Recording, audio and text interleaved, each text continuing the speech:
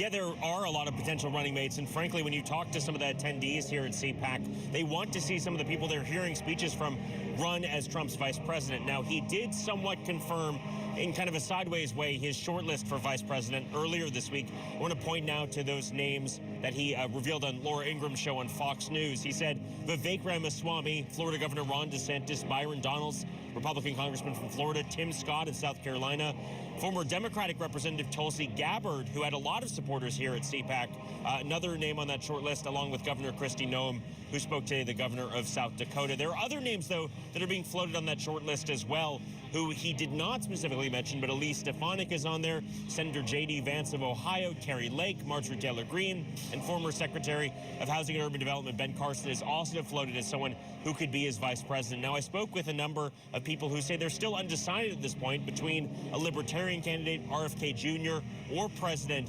Trump.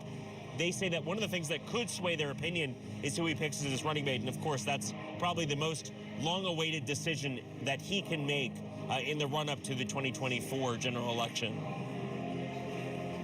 And Nate, you've spent a few hours there talking to people. So who do they want to see the former president pick as his running mate? Well, it was a broad variety of answers.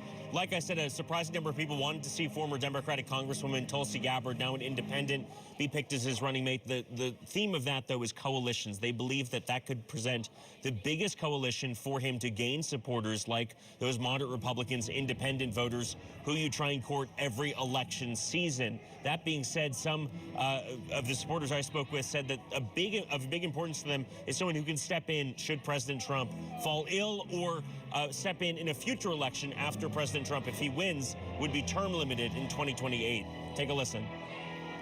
Well, President Trump is objectively older, and I think that we do need to look at whether he wins, or I think he's going to win big this election, but after he's served his second term, we have to look at who's next, because I don't want to go back to Nikki Haley. I don't want to go back to these old conservatives.